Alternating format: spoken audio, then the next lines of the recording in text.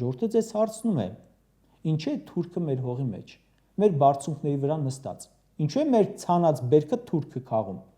ասում են մի աղմկիկ, խաղաղություն ենք բերելու հեսա։ Անընդհատ լսում ենք հրադադարի խախտումների մասին, փորձագետները խոսում են պատերազմի հավանականության մասին, դրանք պատերազմը մեր դեմ սկսելու են այն տարածքներից, որոնք օկուպացրել են, ամրացրել են, խաբար եք։ Ձեզ այս հարցերն են տալիս, պատասխանը չունեք, հոկտեմբերի 27, մարտի 1, Վարդանանց պատերազմ, Խանասորի արշավանք, Պողոս Պողոսյան, 25 տարի առաջվա դեպքերը ոնց մամուլումը թերյուրանքով գրել ես, սաղը հիմա կրկնում եք ամբիոնից։ Սաղի հույսը այնա, թե դիվանագիտական ճանապարհով օկուպացիան դադարելու է, թիվ 1 դիվանագետն էլ իր համար իր տանը պիլեսոս է անում։ Ասում եք, որ սահմանազատումն արեցինք, ավտոմատ դուրս կգան մեր հողերից, գրաված տարածքներից։ Բա որ Տավուշում արեցիք սահմանազատում, ոնց մեր տարածքներից դուրս չեկան։